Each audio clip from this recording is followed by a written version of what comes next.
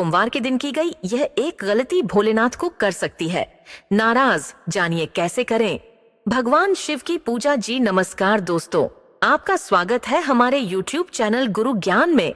दोस्तों, आज हम आपको बताएंगे कि अगर आप भी करते हैं ये गलतियां तो हो जाएं, सावधान सोमवार को न करें ये 7 काम। दोस्तों, वीडियो को शुरू करने से पहले दोस्तों आपसे निवेदन है कि आप हमारे चैनल को सब्सक्राइब जरूर करें ताकि हमारी आने वाली वीडियो सबसे पहले आप तक पहुंच सके। तो दोस्तों, वीडियो को शुरू करते हैं। सोमवार के दिन भगवान शिव और उनके परिवार का विधि विधान से पूजन किया जाता है। इससे भोलेनाथ प्रसन्न होकर भक्तों की सभी मनोकामनाएं पूरी करते हैं। सोमवार का दिन भगवान शिव को समर्पित है। इस दिन भगवान शिव की पूजा करने से घर में सुख शांति बनी रहती है और जीवन के हर दुखों का नाश हो जाता है। भगवान शिव इतने भोले हैं कि कोई भी भक्त उनको सच्चे मन से भक्ति करता है तो वो प्रसन्न हो जाते हैं। आइए जानते हैं कि शिव जी की पूजा में क्या सावधानी रखनी चाहिए। हिंदू धर्म में सोमवार के दिन भगवान शिव का पूजन किया जाता है क्योंकि यह दिन भोलेनाथ को समर्पित है। इस दिन यदि विधि विधान के साथ उनका पूजन किया जाए तो भगवान शिव प्रसन्न होते हैं। धर्म ग्रंथों को भोलेनाथ को सबसे सरल भगवान का दर्जा दिया गया है क्योंकि उन्हें प्रसन्न करना सबसे सरल है। वह अपने भक्तों की थोड़ी सी आराधना से ही खुश होकर उनकी सभी मनोकामनाएं पूरी करते हैं। सोमवार के दिन भगवान शिव की पूजा करने के साथ ही कुछ उपाय भी अपनाए जा सकते हैं। ज्योतिष शास्त्र के अनुसार यह उपाय आपकी हर मनोकामना पूरी कर सकते हैं, लेकिन इसके साथ ही इस बात का भी ध्यान रखें कि सोमवार के दिन की गई कुछ गलतियां आपको जीवन भर परेशानी में डाल सकती हैं। आइए जानते हैं सोमवार के दिन क्या नहीं करना चाहिए। सोमवार को भूलकर भी न करें। ये गलतियां ज्योतिष शास्त्र के अनुसार सोमवार के दिन गलती से भी काले रंग के कपड़े नहीं पहनने चाहिए। इससे भोलेनाथ नाराज होते हैं। इसके अलावा ध्यान रखें कि सोमवार के दिन कोई भी ऐसा काम न करे जिससे किसी को तकलीफ पहुंचे और न ही इस दिन कोई अनैतिक काम करे। सोमवार के दिन बुरे कार्य जैसे कि जुआ खेलना, चोरी करना या पराई स्त्री पर बुरी नजर रखना भी आपको पाप का भागी बना सकता है। ज्योतिष शास्त्र के अनुसार भगवान शिव की पूजा करते समय गलती से भी पूजा में तुलसी में उपयोग नहीं करना चाहिए। भगवान शिव की पूजा में नारियल का इस्तेमाल भी गलती से नहीं करना चाहिए। ऐसा करना अशुभ माना गया है। सोमवार से इस सप्ताह की शुरुआत होगी है। धार्मिक मान्यताओं के अनुसार सोमवार का दिन भगवान शिव को समर्पित किया गया है। बहुत से लोग सोमवार के दिन भगवान शिव की पूजा करते हैं और साथ ही इस दिन व्रत भी करते हैं। ऐसा माना जाता है कि जो कोई भी व्यक्ति सोमवार के दिन भगवान शिव और उनके पूरे परिवार की पूजा करता है, उससे भगवान शिव बेहद ही शीघ्र प्रसन्न हो जाते हैं। उसकी सभी मनोकामनाएं पूरी हो जाती हैं।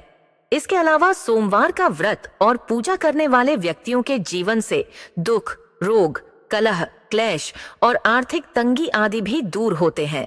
भगवान शिव का व्रत कुंवारी कन्याओं के लिए बेहद ही फलदायी माना जाता है।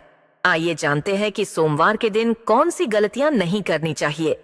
भगवान शिव की पूजा करने के लिए सोमवार के दिन सुबह जल्दी उठकर स्नान आदि करने के बाद शिव जी के मंदिर जाएं। वहां शिवलिंग पर दूध मिला हुआ जल अर्पित करें। इसके बाद बेलपत्र, भांग और धतूरा अर्पित करें।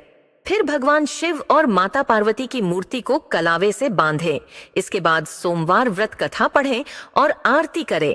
इस व्रत में एक ही भोजन किया जाता है। जनवरी के शुभ महीने का आरंभ 27 जनवरी से होने जा रहा है।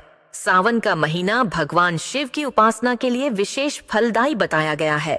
सावन सोमवार का यदि आप व्रत कर रहे हैं तो आपको 7 गलतियों को करने से बचना चाहिए। आइए जानते हैं सावन सोमवार व्रत के नियम। महीने का आरंभ 22 जुलाई से होने जा रहा है। वैसे तो सावन का पूरा महीना ही भगवान शिव की उपासना के लिए विशेष फलदायी है, लेकिन सावन सोमवार का सबसे अधिक महत्व है। मान्यता है कि जो व्यक्ति सच्चे मन से भगवान शिव की उपासना करता है, भगवान शिव उसकी सभी मनोकामनाएं पूरी करते हैं। ऐसे में सावन सोमवार की पूजा पूरे विधि विधान से करनी चाहिए। ऐसा करने से व्यक्ति को विशेष फल प्राप्त होता है। आइए जानते हैं कि आपको किन किन नियमों को पूरा ध्यान से करना है।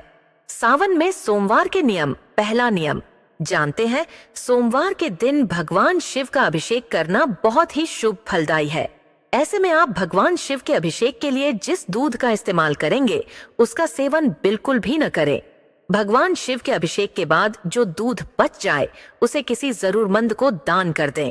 दूसरा नियम, शास्त्रों के अनुसार सावन के सोमवार के दिन में भूलकर भी न सोएं।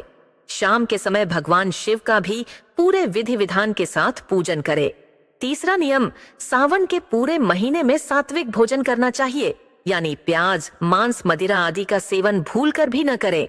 चौथा नियम, सोमवार के दिन बेल के पत्तों को तोड़कर शिवजी पर नहीं चढ़ाना चाहिए।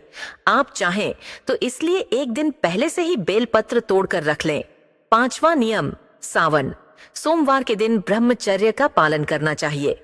अगर संभव हो तो पति पत्नी को अलग सोना चाहिए। भगवान शिव की पूजा करते समय भूलकर भी केतकी के फूल अर्पित न करें। छठा नियम, जिस वस्त्र को धारण करके पहले आपने शयन या भोजन किया हो उसे धारण करके भोलेनाथ का पूजन अभिषेक नहीं करना चाहिए। सातवां नियम, सावन सोमवार के दिन फलाहार में दूध और दूध से बनी हुई चीजों का प्रयोग नहीं करें। इसके अलावा मन, वाणी और व्यवहार से किसी को भी कष्ट न पहुंचाएं। अगर आपकी कोई मन्नत पूरी न हो रही हो या फिर तमाम प्रयासों के बावजूद आपको करियर में सफलता न मिल रही हो या व्यक्तिगत जीवन में परेशानी चल रही हो तो परेशान होने के बजाय अब की बार सावन के आखिरी सोमवार को व्रत करके इस कथा का पाठ करें। तो दोस्तों, आपको भगवान शिव की एक कहानी है, वो जरूर सुननी चाहिए। एक साहूकार था जो भगवान शिव का अनन्य भक्त था। उसके पास धन धान्य किसी भी चीज की कमी नहीं थी, लेकिन उसकी कोई संतान नहीं थी और वह इसी कामना को लेकर रोज शिवजी के मंदिर जाकर दीपक जलाता था। उसके इस भक्तिभाव को देखकर एक दिन माता पार्वती ने शिवजी से कहा कि प्रभु, यह साहूकार आपका अनन्य भक्त है, इसको किसी बात का कष्ट है तो आपको उसे अवश्य दूर करना चाहिए। शिवजी बोले कि हे पार्वती, इस साहूकार के पास पुत्र नहीं है, यह इसी से दुखी रहता है। माता पार्वती कहती हैं कि हे ईश्वर, कृपा करके इसे पुत्र का वरदान दे दीजिए। तब भोलेनाथ ने कहा कि हे पार्वती, साहूकार के भाग्य में पुत्र का योग नहीं है। ऐसे में अगर इसे पुत्र प्राप्ति का वरदान मिल भी गया तो वह केवल 12 वर्ष की आयु तक ही जीवित रहेगा। यह सुनने के बाद भी माता पार्वती ने कहा कि हे प्रभु, आपको इस साहूकार को पुत्र का वर देना ही होगा, अन्यथा भक्त क्यों आपकी सेवा पूजा करेंगे। माता के बार बार कहने से भोलेनाथ ने साहूकार को पुत्र का वरदान दिया, लेकिन यह भी कहा कि वह केवल 12 वर्ष तक ही जीवित रहेगा। साहूकार ये सारी बातें सुन रहा था, इसलिए उसे न तो खुशी हुई और न ही दुख। वह पहले की ही तरह भोलेनाथ की पूजा अर्चना करता रहा। उधर सेठानी गर्भवती हुई और 9वें महीने उसे सुंदर से बालक की प्राप्ति हुई। परिवार में खूब हर्षोल्लास मनाया गया, लेकिन साहूकार पहले ही की तरह रहा और उसने बालक की 12 वर्ष की आयु का जिक्र किसी से भी नहीं किया। जब बालक 11 वर्ष की आयु हो गई तो एक दिन साहूकार की सेठानी ने बालक के विवाह के लिए कहा, तो साहूकार ने कहा कि वह अभी बालक को पढ़ने के लिए काशी जी भेजेगा। इसके बाद उसने बालक के मामा जी को बुलाया और कहा कि इसे काशी पढ़ने के लिए ले जाओ और रास्ते में जिस भी स्थान पर रुकना वहां यज्ञ करते और ब्राह्मणों को भोजन कराते हुए आगे बढ़ना। उन्होंने भी इसी तरह करते हुए जा रहे थे कि रास्ते में एक राजकुमारी का विवाह था। जिससे उसका विवाह होना था वह एक आंख से काना था। तो उसके पिता ने जब अति सुंदर साहूकार के बेटे को देखा तो उनके मन में आया कि क्यों न इसे ही घोड़ी पर बिठाकर शादी के सारे कार्य संपन्न करा लिए जाएं। तो उन्होंने मामा से बात की और कहा कि इसके बदले में वह अथाह धन देंगे, तो वह भी राजी हो गए। साहूकार का बेटा विवाह की वेदी पर बैठा और जब विवाह कार्य संपन्न हो गए तो जाने से पहले उसने राजकुमारी की चुंदरी के पल्ले पर लिखा कि तेरा विवाह तो मेरे साथ हुआ, लेकिन जिस राजकुमार के साथ भेजेंगे वह तो एक आंख का काना है। इसके बाद वह अपने मामा के साथ काशी के लिए चला गया। उधर जब राजकुमार ने अपनी चुनरी पर यह लिखा हुआ पाया तो उसने राजकुमार के साथ जाने से मना कर दिया। तो राजा ने भी अपनी पुत्री को बारात के साथ विदा नहीं किया। बारात वापस लौट गई। उधर मामा और भांजे काशी जी पहुंच गए थे। एक दिन जब मामा ने यज्ञ रचा रखा था और भांजा बहुत देर तक बाहर नहीं आया, तो मामा ने अंदर जाकर देखा तो भांजे के प्राण निकल चुके थे। वह बहुत परेशान हुए, लेकिन सोचा कि अभी रोना पीटना मचाया तो ब्राह्मण चले जाएंगे और यज्ञ का कार्य अधूरा रह जाएगा। जब यज्ञ संपन्न हुआ तो मामा ने रोना पीटना शुरू किया।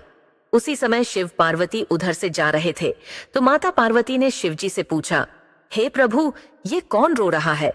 तभी उन्हें पता चलता है कि यह तो भोलेनाथ के आशीर्वाद से जन्मा साहूकार का पुत्र है।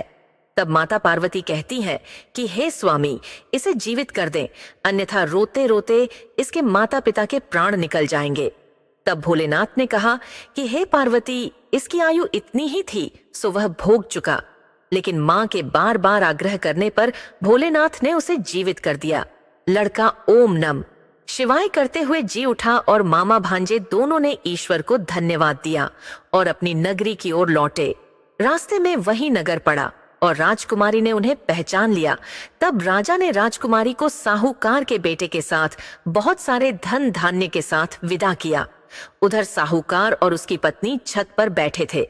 उन्होंने यह प्रण कर रखा था कि यदि उनका पुत्र सकुशल न लौटा तो वह छत से कूदकर अपने प्राण त्याग देंगे। तभी लड़के के मामा ने आकर साहूकार के बेटे और बहू के आने का समाचार सुनाया, लेकिन वे नहीं माने, तो मामा ने शपथ पूर्वक कहा। तब तो दोनों को विश्वास हो गया और दोनों ने अपने बेटे बहू का स्वागत किया। उसी रात साहूकार को स्वप्न में शिवजी ने दर्शन दिया और कहा कि तुम्हारे पूजन से मैं प्रसन्न हुआ। इसी प्रकार जो भी व्यक्ति इस कथा को पढ़ेगा या सुनेगा, उसके समस्त दुख दूर हो जाएंगे और मनोवांछित सभी इच्छाओं की पूर्ति होगी। तो हमारे प्यारे प्यारे दर्शकों, आपसे निवेदन है कि आप सभी हमारे चैनल को सब्सक्राइब करें और साथ ही अपने दोस्तों तक हमारी वीडियो जरूर साझा करें। और आपको वीडियो कैसा लगा हमें कमेंट बॉक्स में जरूर बताएं।